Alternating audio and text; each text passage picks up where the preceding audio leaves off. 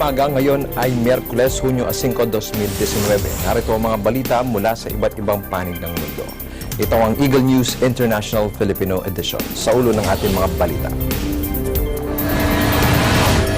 Isa na namang kaso ng pamamaril nangyari sa pinakamalaking shopping mall sa Estados Unidos. Isa ang sugatan.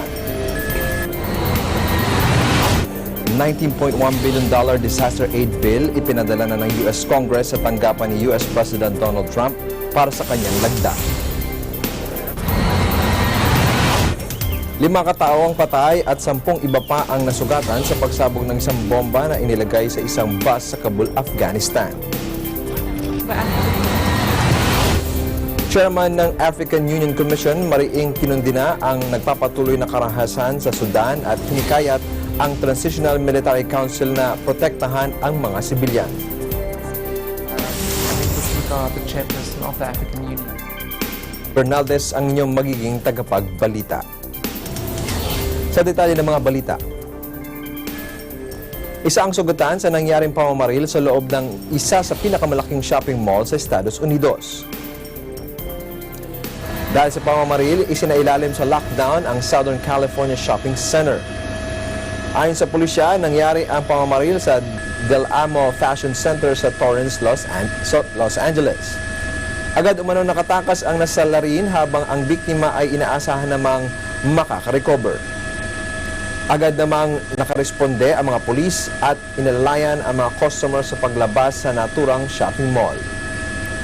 Inalampan ng pulisya ang motibo sa nangyaring pamamaril.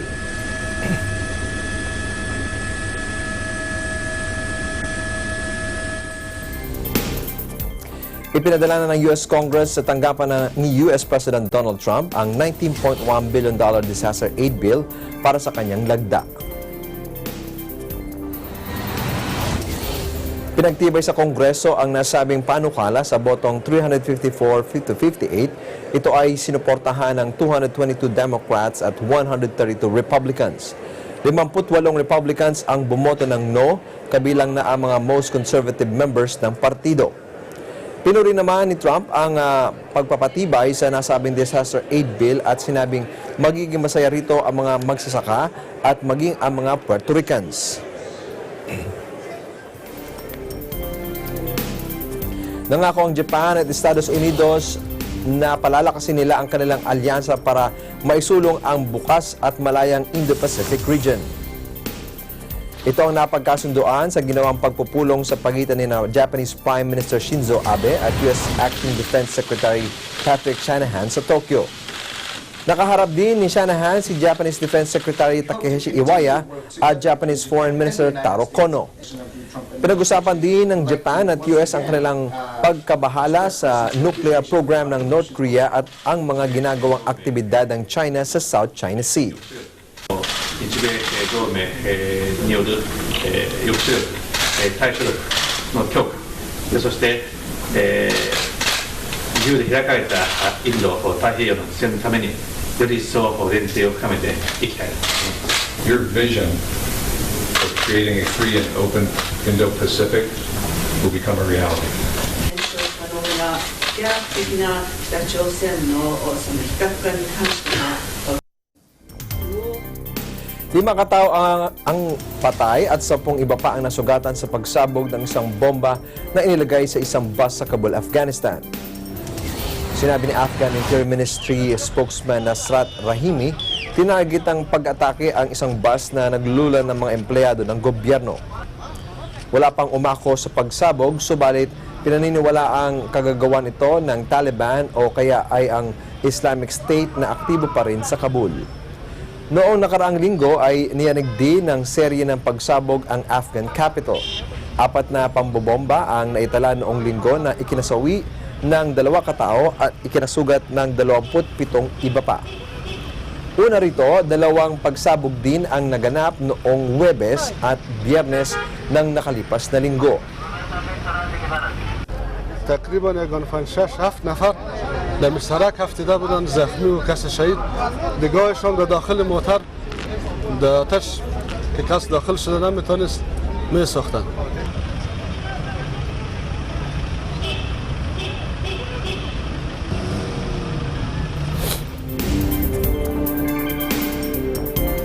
Ang iba pang mga balita sa pagbabalik ng Eagle News International Filipino Edition.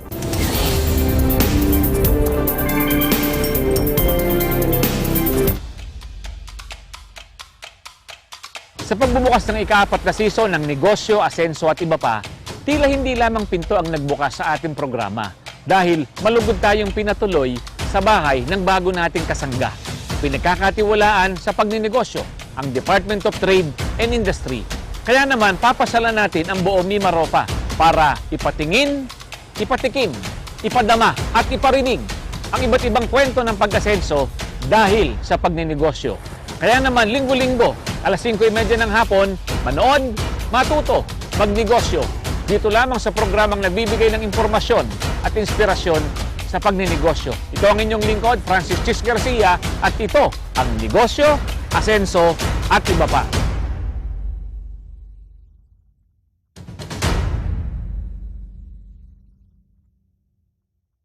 Agila Balita, Lunes hanggang Biyernes, alas 7:30 hanggang alas 8 ng umaga. Congratulations to EBC Films Happy Ang Buhay the Musical for winning Best Indie Movie Theme Song at the 35th PMPC Star Awards for Movies. Happy ang buhay! Happy ang buhay!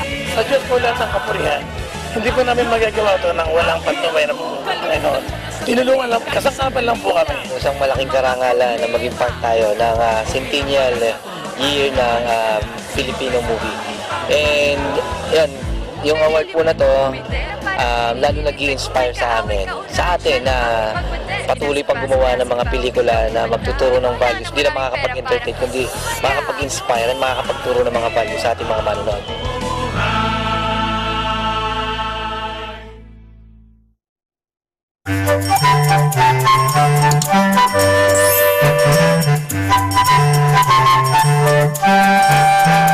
Hi everyone! Word Hope will be having all new episodes very, very soon. We can't wait for all of you to join us again as we learn many, many things. We will have loads of fun learning new words and values as well. So, stay tuned to Net25 Kids every Saturday and Sunday, 8:30 to 9 a.m. only on Net25.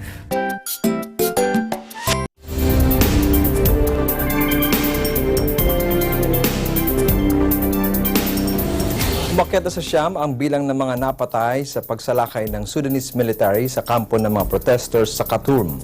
Ayon sa Sudan Doctors Committee, mahigit sa 200 katao ang nasugatan sa ginawang raid ng security forces. Makikita sa isang amateur footage na nakuha sa Royal Care Hospital sa Khartoum ang mga nasugatan na ginagamot at ang mga bangkay na nakabalot ng mga kumot. Sinugod ng Sudanese troops ang sit-in camp ng mga protesters sa Khartoum makalipas ang ilang linggong stand-off sa pagitan ng Transition Military Council at ng mga demonstrador na nagsusulong na ibalik na sa civilian rule ang pamamahala sa bansa.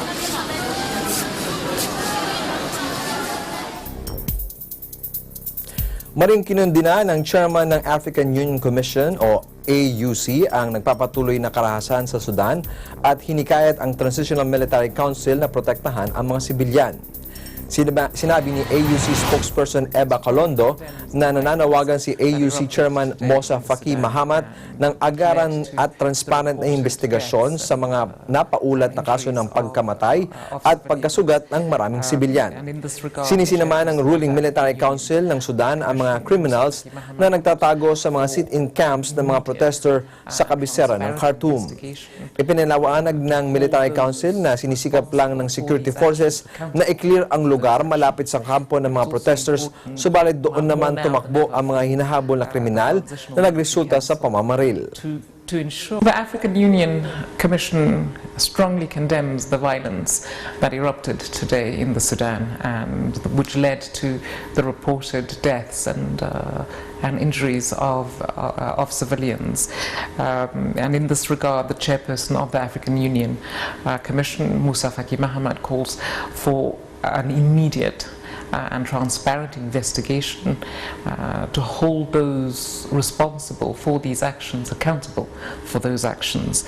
And it's also important, more now than ever, for the Transitional Military Council to ensure and to protect the civilians from further harm. The African Union sees an urgent need for a rapid solution to the current crisis based on the will and the aspirations, of course, of the people of Sudan for democratic transformation, as well as for an inclusive consensus among all of the stakeholders within the framework of the relevant AU policies.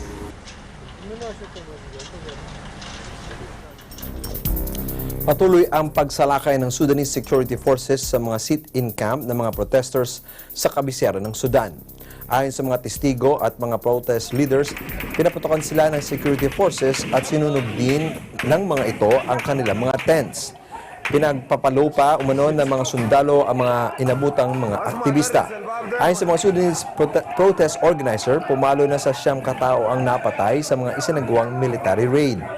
Sinabi naman ng Sudan Doctors Committee na patuloy pang tumataas ang death toll.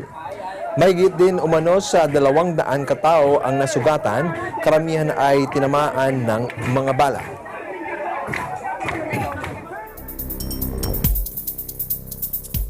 Isinalaysay ng isang survivor sa nangyaring Virginia Beach shooting kung paano siya nakaligtas sa insidente ng biglang pamamaril ng gunman sa municipal office na kanyang pinagtatrabahuhan. Sinabi ni Christy Dewar na bigla na lamang silang nakarinig ng sunod-sunod na putok. Naluwa si Dewar habang isinasalaysay kung paano siya tinulungan ng kanyang katrabaho na si Ryan Kit Cox na kalaunan ay nabaril at napatay ng gunman. Anya, tinangka ni Cox na iligtas ang iba pang nilang kasamahan kaya pumunta ito sa pinanggagalingan ng putok, subalit nabaril na ito. Magugunitang 12 katao ang napatay sa pamamaril.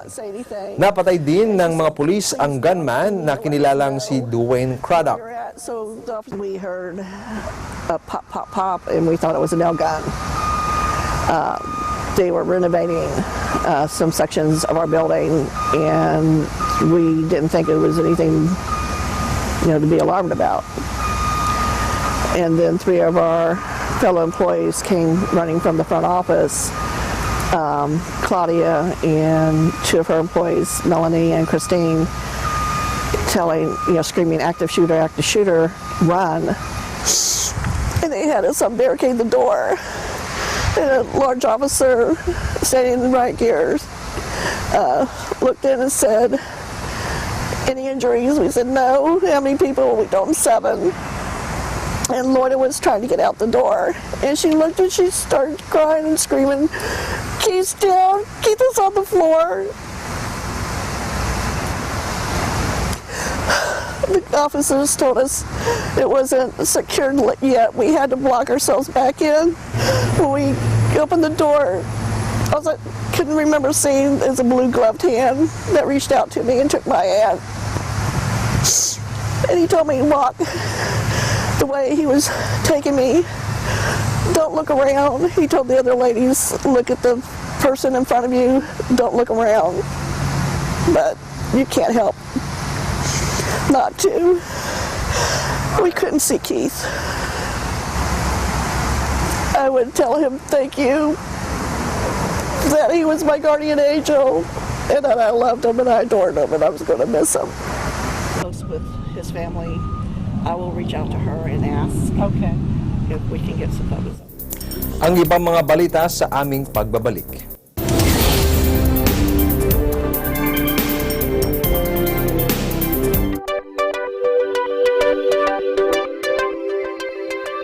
Dito sa Net25 at OSN, siguradong at home ka dito.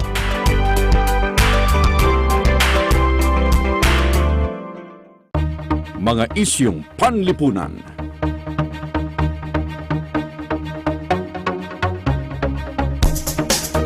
Mga isyong pampolitika.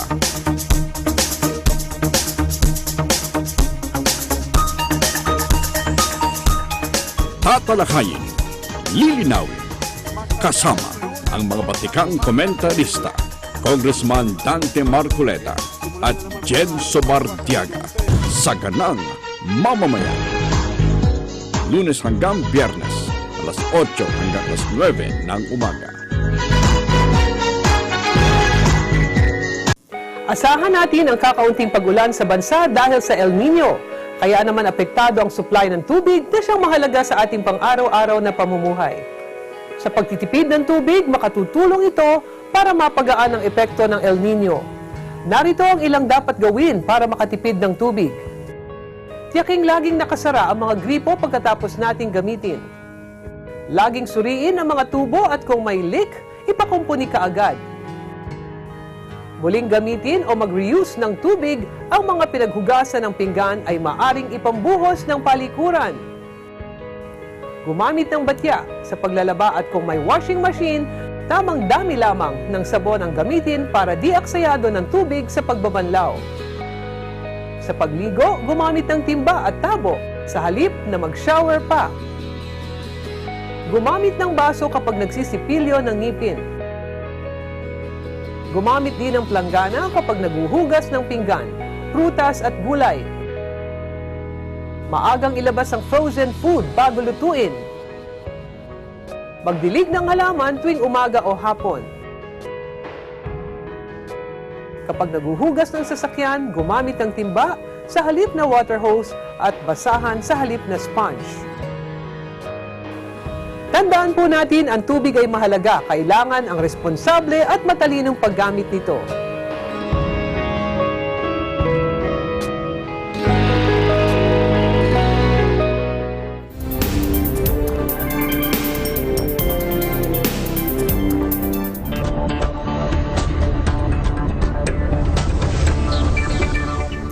Binawasan ng Reserve Bank of Australia ang kanilang benchmark interest rate.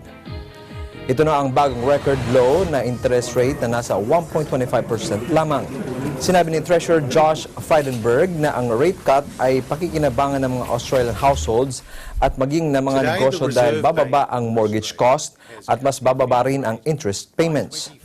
Sinasabing inaasahan na ang nasabing pagbaba ng interest rate matapos ihayag ni Reserve Bank of Australia Governor Philip Lowe na ang kanilang inflation ay namamalaging mas mababa sa target range na 2% hanggang 3% kada taon. Ang kasalukuyang inflation rate ng Australia ay naglalaro sa 1.3%. Today, the Reserve Bank of Australia has cut the official rate by 25 basis points to 1.25%. This is the first movement in interest rates since August 2016, almost 3 years ago. In explaining the announcement, the Reserve Bank Governor has said today's decision to lower the cash rate will help make further inroads into the spare capacity in the economy. It will assist with faster progress in reducing unemployment and achieve more assured progress towards the inflation target. Significantly, the Governor went on to say employment growth has been strong and the central scenario remains for the Australian economy to grow by around 2.75% in 2019 and 2020. This rate cut will be welcome news for Australian households and businesses, and it will mean lower mortgage costs and lower interest payments. It is the government's expectation, indeed it is the public's expectation, that banks should pass on in full to consumers the benefits of reduced funding costs as a result of the Reserve Bank's decision.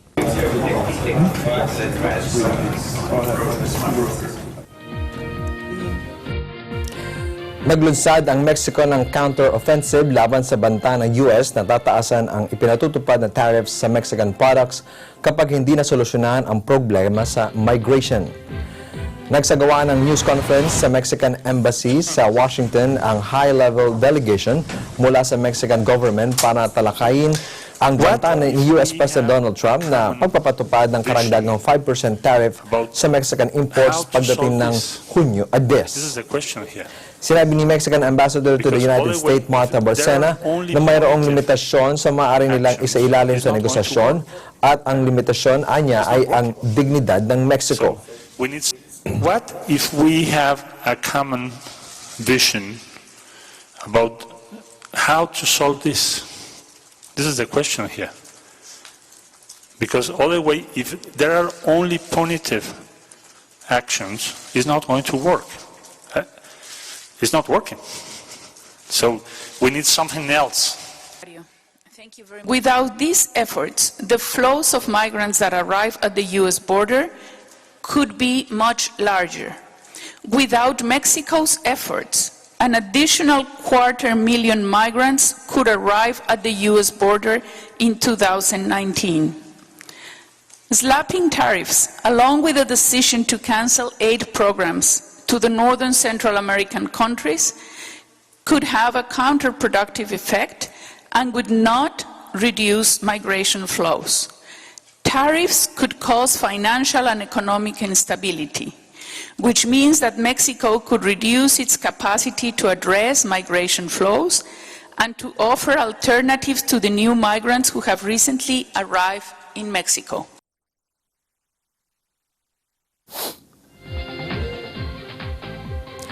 Hinikayat ni U.S. Secretary of State Mike Pompeo ang Netherlands na sundan ang ginawa ng Washington na paghihigpit sa Chinese technology. Ginawa ito ni Pompeo sa harap ng paghahanda ng Dutch government na mag-auction ng bagong 5G internet rights. Kinalaki ni Pompeo sa kanyang pagkikipagpulong sa kanyang Dutch counterpart na si Stef Blok ang pangamba ng US sa technology infrastructure sa 5G infrastructure network. Magugunitang ang 5th generation of 5G infrastructure ang isa sa mainit na issue sa US-China trade war, kung saan ang Chinese telecom na Huawei ang supplier nito. As well as the concerns about technology, infrastructure and technology. They shouldn't be concerned at all about U.S. policy on international trade. We want fair, reciprocal trade, no tariff barriers, no non-tariff barriers, low-cost, free capital movement all across the world. We're looking for the most wide-open, entrepreneurial, rules-based system that trade can possibly engender. Those are the kind of things I think the people of Netherlands should be excited about. I think that's why we've had such great turnout for this entrepreneurial summit here today. Well aware of the debate that is going on, and the European Union is of course negotiating on behalf of the Netherlands with our full support, with the aim of in the end reducing tariffs. It's in the interest of nobody having tariffs that make trade more difficult or more expensive.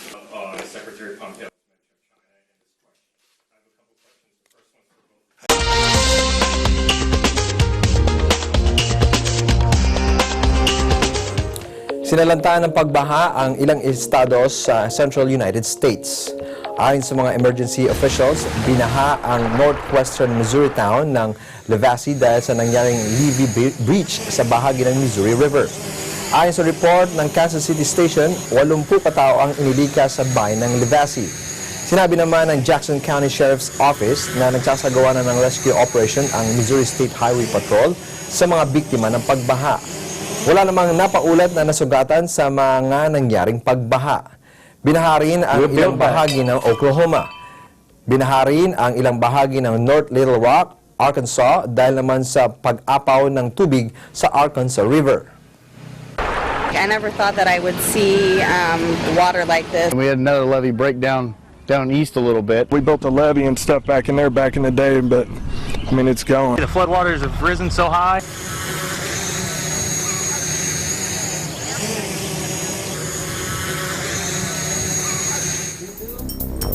At yan kabuuan ng mga balita mula sa iba't ibang bansa. Ito ang Eagle News International Filipino Edition.